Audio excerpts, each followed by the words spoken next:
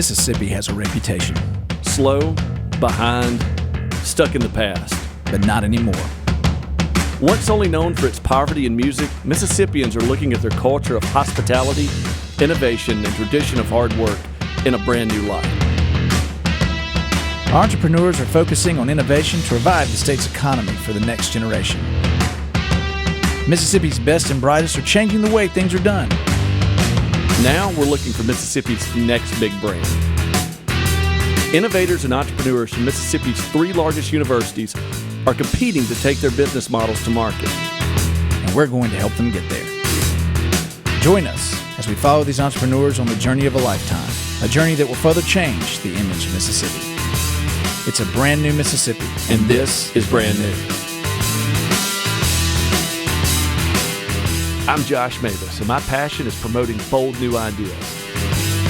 My years have been spent marketing Mississippi's best startups and most successful legacy businesses. I'm excited to meet and mentor this group of young entrepreneurs as they look to make their success in Mississippi. I'm John Oxford, and my aim is changing the business climate in Mississippi. As head of corporate communication for Renasant, one of our state's largest financial institutions, I'm eager to share my expertise to help our future leaders along their journey to find success.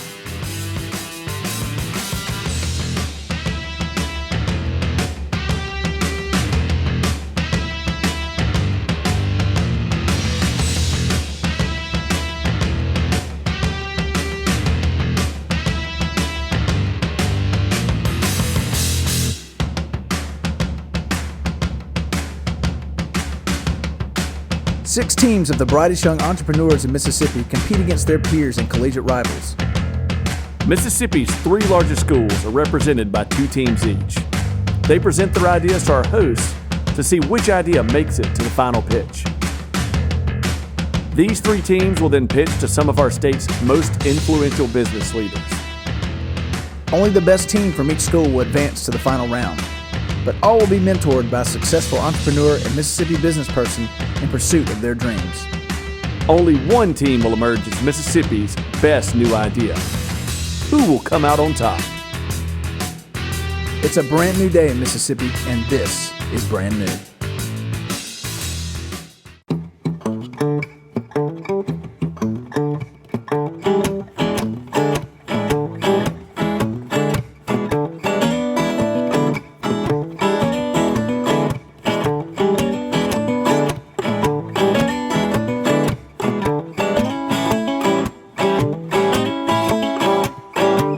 Swanky Traditions. It's one of the University of Southern Mississippi's entries into the brand new contest. Josh and I sat down with Aaron Brown to learn more about his product and his ideas in the fashion world.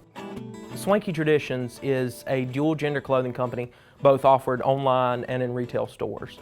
When we developed the product about a year ago, we really wanted to run with a comfortable, classic, traditional brand. Something you can throw on walking out the door, you can throw on to go to a nice dinner, and present yourself in a positive way. What's with the name Swanky Traditions? How did he come up with that name?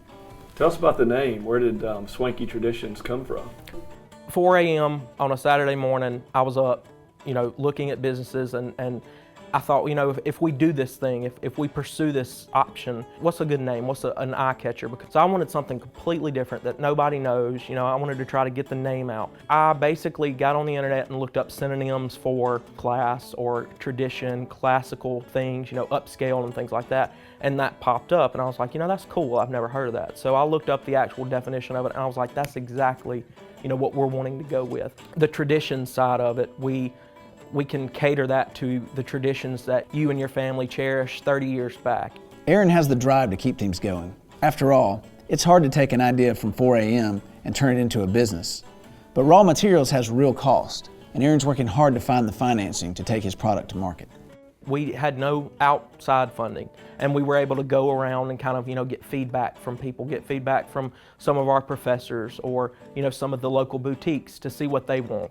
We have a personal connection with a printer in our hometown. The company loved the idea. They knew that it would be, a viable opportunity. The company was willing to give us a small line of credit where we could produce the shirts, turn around, sell them, and pay them back. Source of our funding is every time a shirt is sold, that profit goes straight back into the business. Swanky Traditions, or Swanky T as I like to call it, has an interesting financial model. Aaron's bootstrapping his own business with a line of credit, but Josh wanted to find out more about how customers are reacting to Swanky T in the marketplace. What was an early product and how did the marketplace react to it?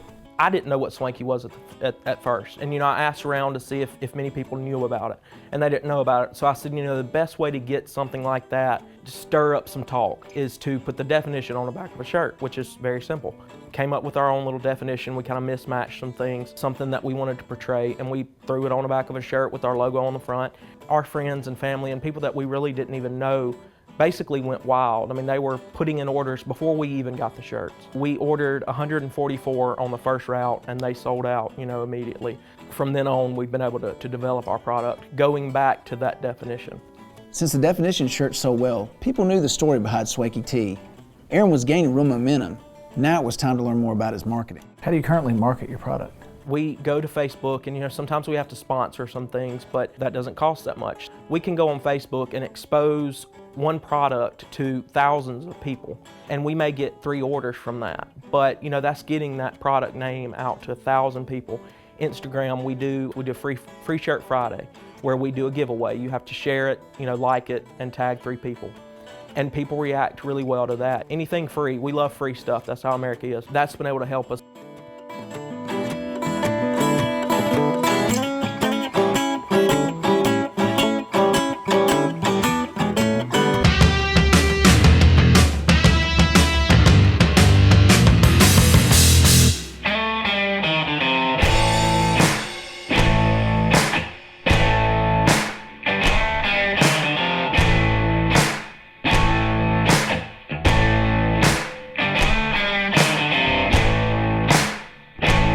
What vendors stand out?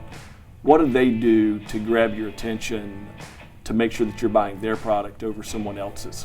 I was a merchandiser for years for H&M and Restoration Hardware, and so presentation and display is a huge part who I am as a retailer. That's the same expectation that I have when I go to market. It's how things are presented. Then we dig deeper and go into quality and price point.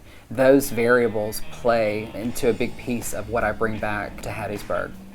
Swanky T is a startup in every sense of the word, but needs to find its way in retail settings. I've been looking around your store and it looks amazing. I know that when you go to markets in New York and Chicago and Vegas and places like that, there are thousands of vendors displaying their stuff.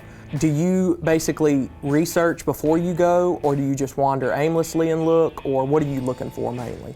The beautiful thing about being in business for going into 6 years now is that you have a history to pull back from. Working with the same vendors traditionally for kind of a baseline assortment. And then the fun part about market is finding the newness, finding a new company that's maybe still finding its feet, and they're willing to work with you, and they bring a new product category or a new assortment into what you have in your store. It's a balance between buying off of history and what your customers already like, and then exciting them and stimulating them in a new way by bringing on a new vendor or a new accessory company every season. With your products, do you really feel like you drive the market, or do you pay attention to what your market wants and bring that with new products? I think there's a regional understanding of your market and there's a global understanding of your market within any marketplace. That's why I go to New York. I want to see what's happening on a national level, and then how does that make sense on a regional level. So there's a balance in finding things that are appropriate, that your customers are going to feel comfortable in, and then things to drive the market that are new, that makes you stand out from your competition. One of the things that I learned early on is to be very conservative in your assortment. Do a handful of things really well and not spread yourself too thin. Don't spread your cash flow too thin. Know what your product is, be true to who you are, and stay consistent. Consistency breeds success. It's an old adage that I hold on to every day. Adam's best advice was to maintain consistency and be true to your own brand. This should help Swanky T in the next phase of his business life.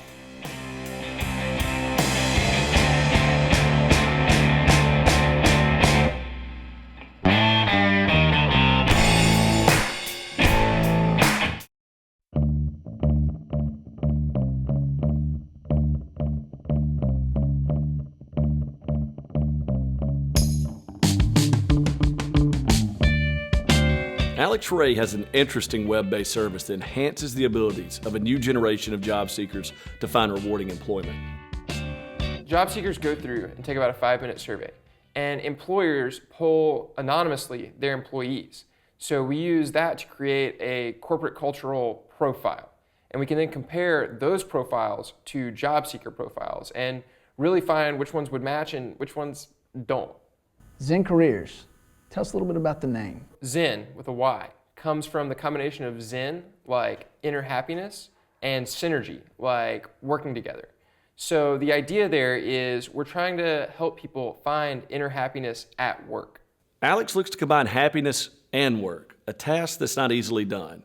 As a matter of fact, lack of happiness in the workplace is a real problem in America. So this sounds like a great concept, but how do you marry the two, happiness with work? Right, yeah, right now more than half of people in America are dissatisfied with their career. What we've done is we've created a system where people go in and take about a 5-minute survey where they answer questions about themselves and what matters to them. And we use that survey to match them to companies. So it's kind of like eHarmony for finding a job. Having a compelling product is only part of the battle, especially when you're a fledgling startup. Alex will have some obstacles to overcome in getting Zen Careers into use with the people who need it most. How do you market Zen Careers? Yeah, so we have a two-sided system where we have to market to both job seekers and to companies. For job seekers, we use Facebook advertising and put posters up in schools. And in fact, more than half of our users come from peer-to-peer referrals, where somebody likes the system so much that they invite their friends to use it. We're having a little bit of trouble marketing to companies though. We don't really have access to HR departments or employers that make decisions on this type of product. And so we're really struggling with that. So getting in HR departments is an area we can really help Alex. We have the perfect place in mind, but we're very interested to know how his other pitches have worked so far. Where are you the most comfortable and where do you feel like your presentations may be lacking? So I'm really comfortable once I get in front of them in person. Once I show them the website, it clicks and they know that it's valuable. But I struggle to connect with them a lot of the time. I do a bunch of cold calls and cold emails and get very few responses. And so I really need help getting to meet them in person. As a Mississippi-based business, we know there are stereotypes that Alex will have to overcome as he looks to expand nationally. He'll need some great differentiation as he grows. Is being from Mississippi a barrier or an advantage when you pitch your product? So it goes either way. Some people love it and really are excited that innovation is happening in Mississippi, and we're really excited to represent that. But other people look down on it and kind of think that it's ridiculous and not even valuable because we are from where we are. So there are other personality tests on the market. What do you think makes Zen better than those? Other personality tests don't hold from year to year. In fact, many tests change from day to day depending on mood. The test we're using uses management science and actually holds from year to year to year. And we're really proud of that, and we really think that this is what will help you find a happier place to work, because if you're happy now, you'll be happy from a year using this system.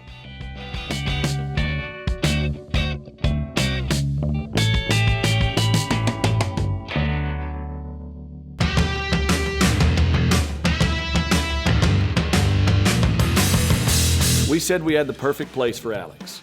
C-Spire, a mix of high technology within one of Mississippi's great employers. John introduced Alex to Barb Miller, Vice President Human Resources at C-Spire. Miller has years of HR experience and will provide valuable insights.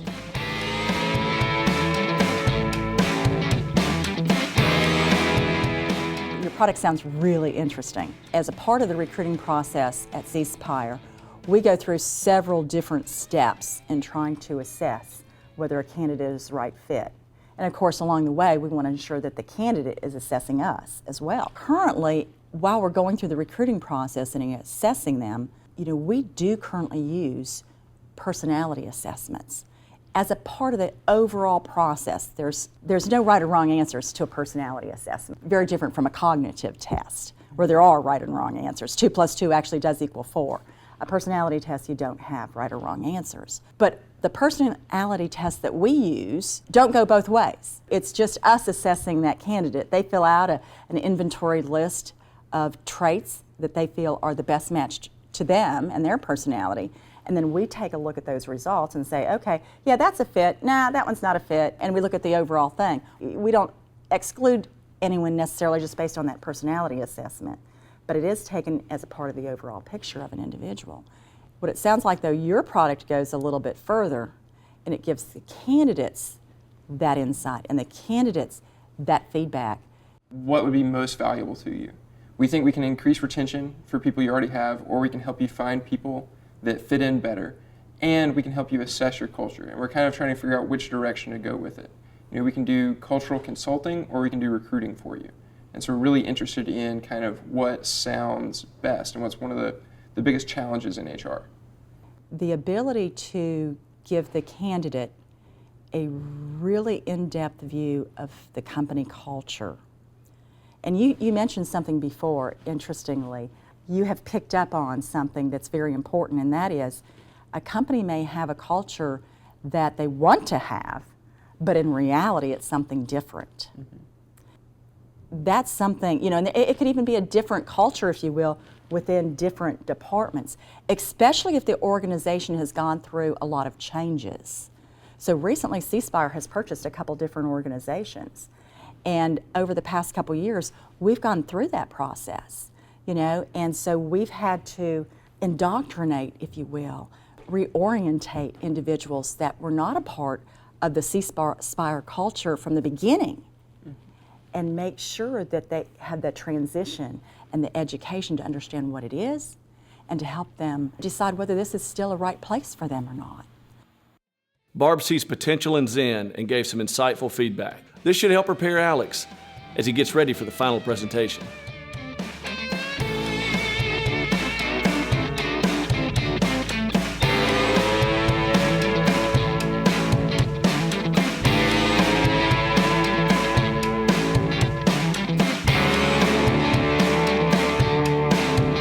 Mississippi is a unique consumer in that for years it's been denied big box retailers and big markets. It's traditionally an undesirable market for a large corporation to come into. And so it's been great for the state within the private sector to allow young entrepreneurs and small businesses the opportunity to compete against each other in a very healthy manner.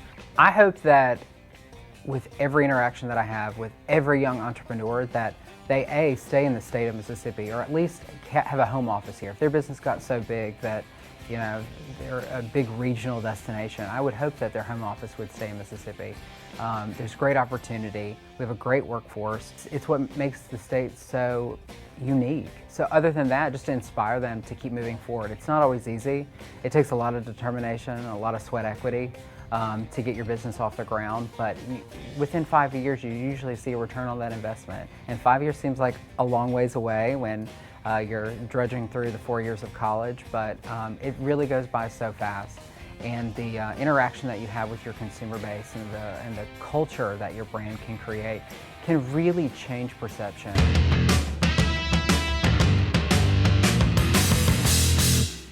Individuals that are CPAs and accountants, marketing professionals, you know, IT professionals. We have probably a staff of over 100 IT professionals right here in Ridgeland, Mississippi.